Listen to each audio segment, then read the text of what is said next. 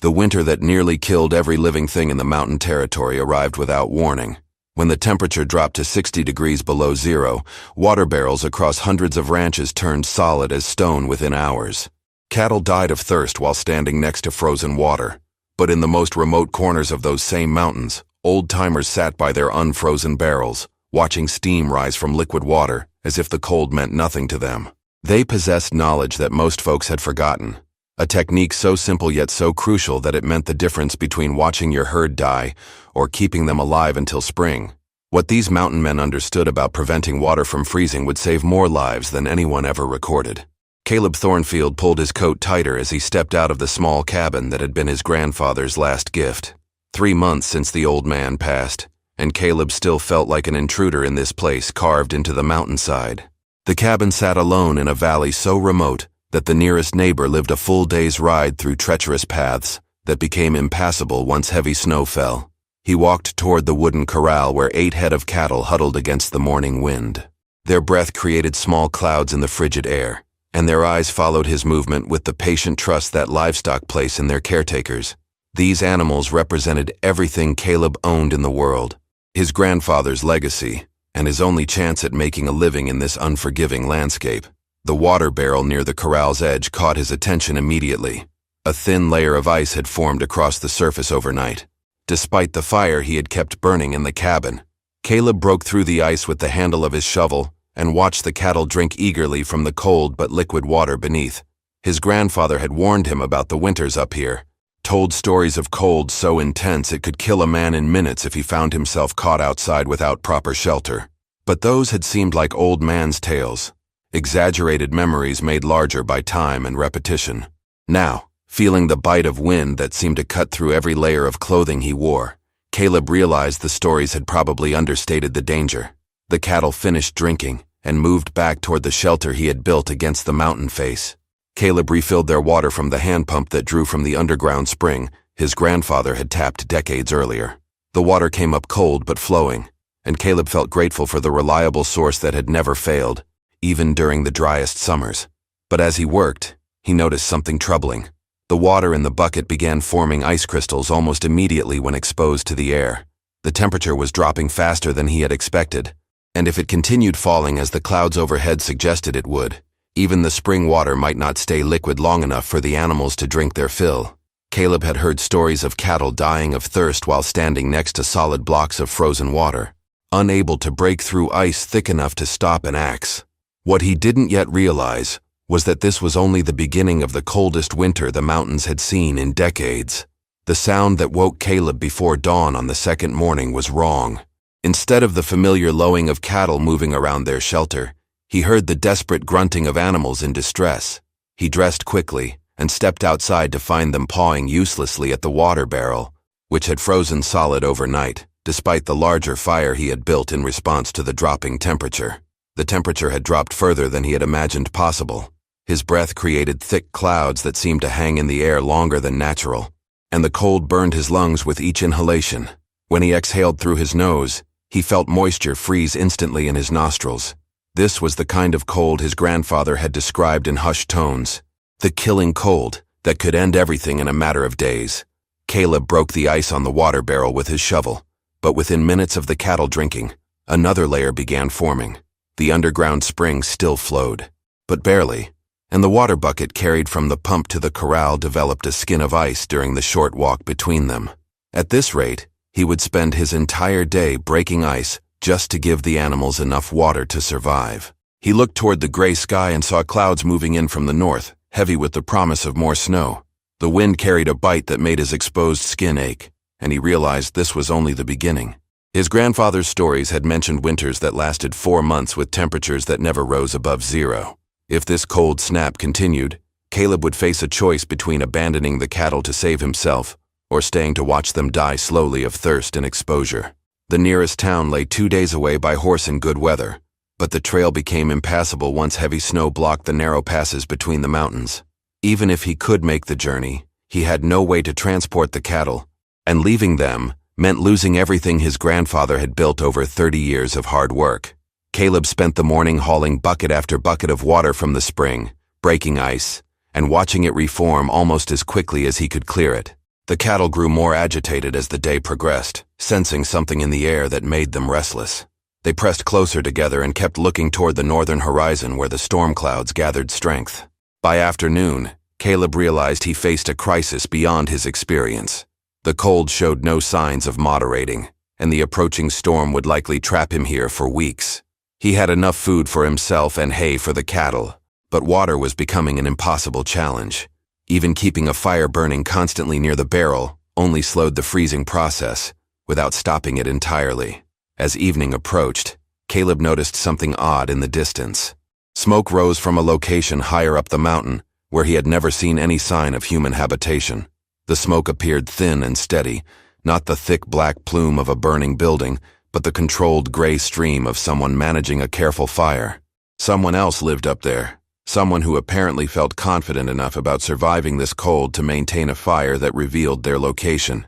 The decision to climb toward the smoke came after Caleb spent 3 sleepless nights breaking ice every few hours. Each morning brought colder temperatures and thicker ice. By the 3rd day, the water barrel had frozen so thoroughly that his shovel barely made a dent in the surface. The cattle stood around the useless block of ice, their tongues hanging out as they tried desperately to lick moisture from the frozen surface. Caleb knew he had perhaps one day before dehydration began killing his animals. The first night, he had managed to keep some water liquid by breaking ice every hour. The second night, the ice formed too quickly to keep up with. Now, on the 3rd morning, he faced solid barriers that resisted even his heaviest tools. Cattle could survive longer without food than without water, especially in cold, that made their bodies work harder to maintain warmth. He had seen enough dead livestock during his years working other men's ranches to recognize the signs of animals approaching their limits. The climb up the mountain proved more difficult than he had anticipated.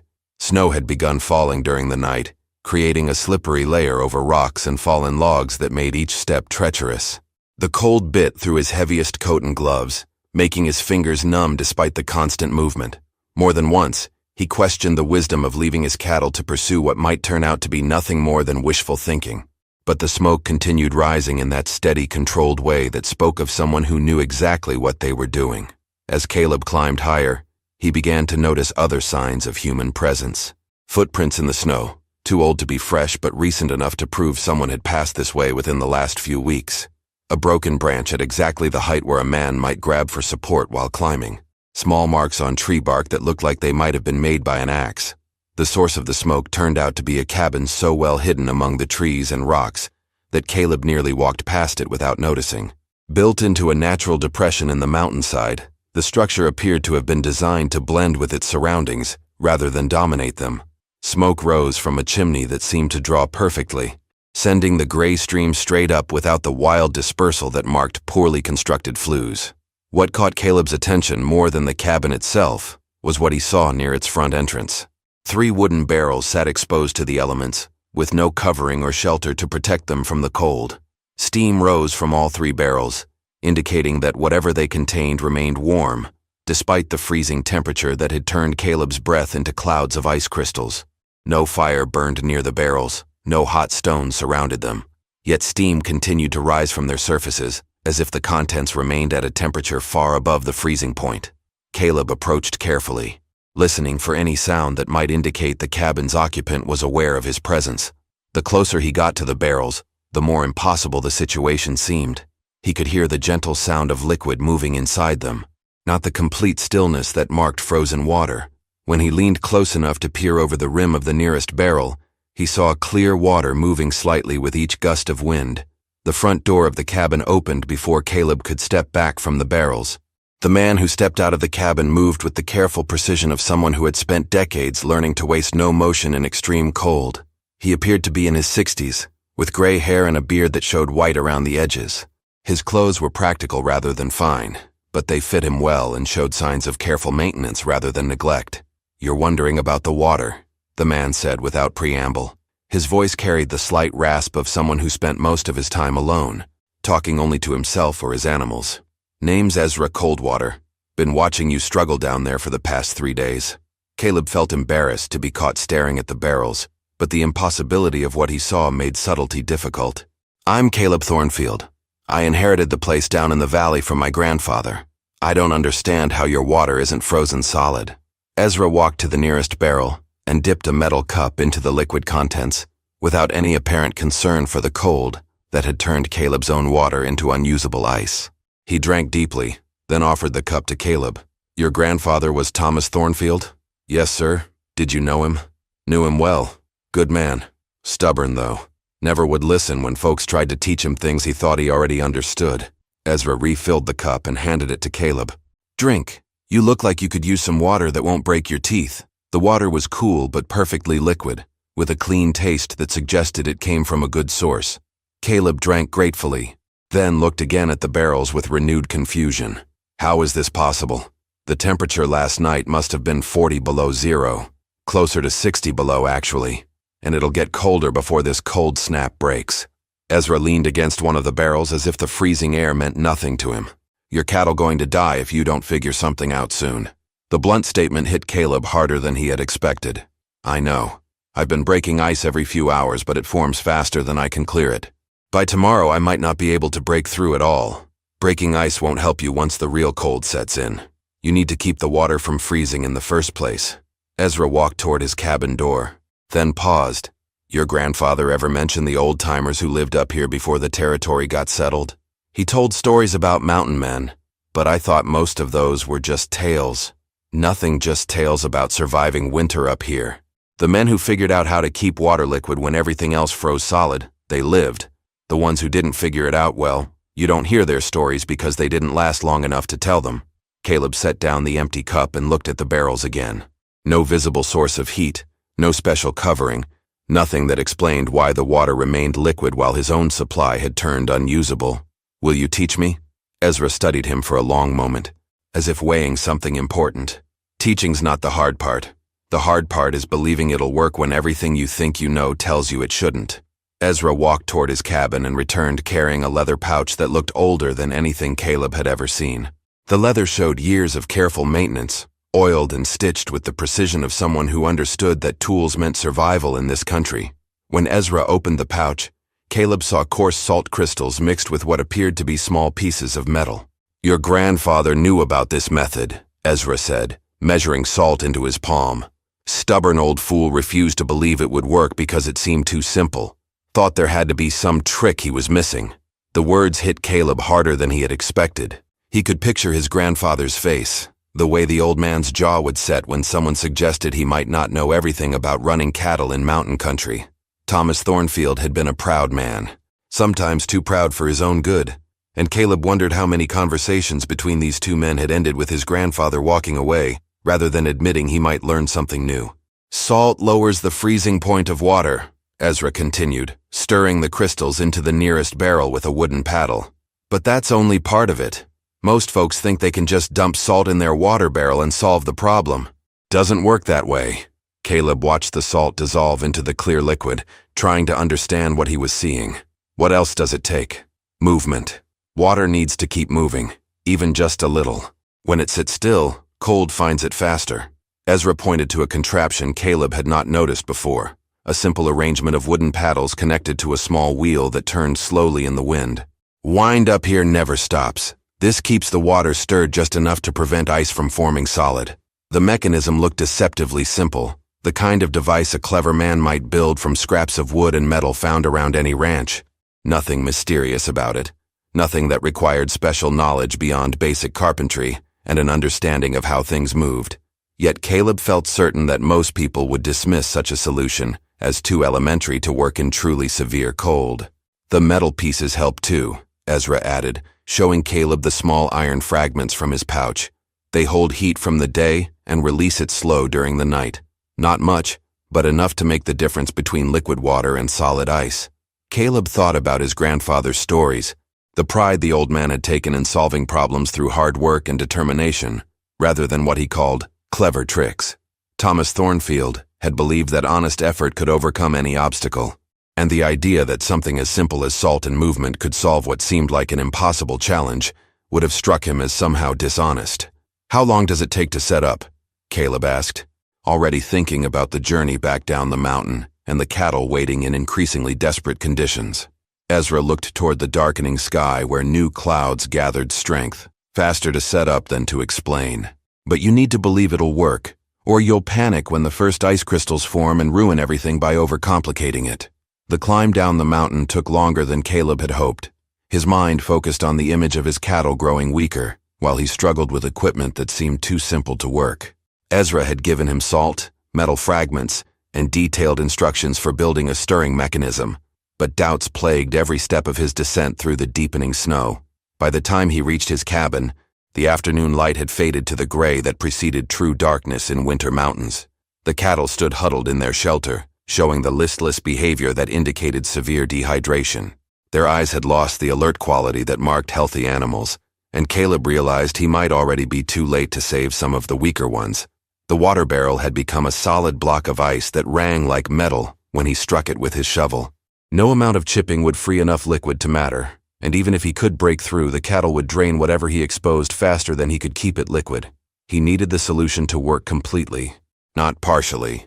Caleb built the stirring mechanism exactly as Ezra had demonstrated, using wood from his dwindling supply of fence posts and leather strips to create the linkage that would translate wind movement into gentle paddle motion. The work went slowly in the numbing cold, his fingers losing dexterity despite thick gloves, but the construction proved simpler than he had feared. Mixing salt into fresh water from the spring felt like performing a ritual based on faith rather than science. The proportions Ezra had specified seemed arbitrary, the metal fragments too few to make any meaningful difference in temperature. Caleb found himself adding more salt than recommended, convinced that if a little helped, more would help better. The stirring paddle began moving immediately once he positioned it properly to catch the wind, creating subtle currents in the treated water that prevented the immediate formation of ice crystals. For the first hour, Caleb felt encouraged by the lack of surface freezing. The cattle drank eagerly from the new water source, their desperate thirst making them ignore any taste changes the salt might have caused. But as the temperature continued dropping with the setting sun, Caleb watched ice begin forming around the edges of the barrel despite the salt and movement. Panic rose in his chest as he realized his modifications might have ruined the careful balance Ezra had described. Too much salt could be as harmful as too little, and his attempt to improve the formula had likely upset proportions developed through years of trial and error. By full darkness, a thin layer of ice had spread across nearly half the water surface, and Caleb felt the crushing weight of having failed his grandfather's legacy through his own impatience and lack of faith in proven methods. The cattle would die, the ranch would be lost, and all because he could not trust knowledge that had kept mountain men alive for generations. Standing beside the partially frozen barrel in the bitter wind, Caleb understood why his grandfather had rejected such solutions. They required a humility that came hard to men who had built their lives on the belief that they could force their will upon an unforgiving landscape. The sound of boots crunching through snow reached Caleb's ears before he saw the lantern light moving down from the upper mountain. Ezra appeared out of the darkness carrying a storm lamp and wearing the calm expression of a man who had expected to find exactly what he was seeing. Ezra paused beside the barrel, inhaling slowly through his nose.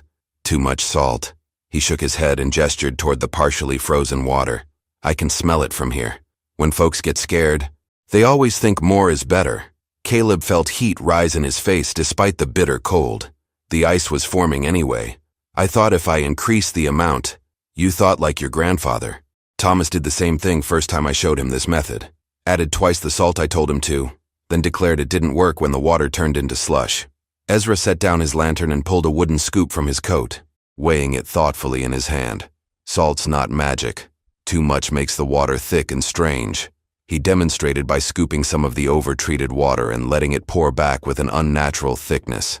Animals won't drink it, and it doesn't stay liquid like you expect. Working quickly in the lamplight, Ezra began removing the oversalted water and replacing it with fresh liquid from the spring. His movements showed the efficiency of someone who had performed this correction many times before, and Caleb realized that his failure was neither unique nor shameful, simply part of learning a skill that required precision rather than force. How many people have you taught this to? Caleb asked as he helped carry water from the spring. Ezra nodded slowly, his weathered hands working with the salt.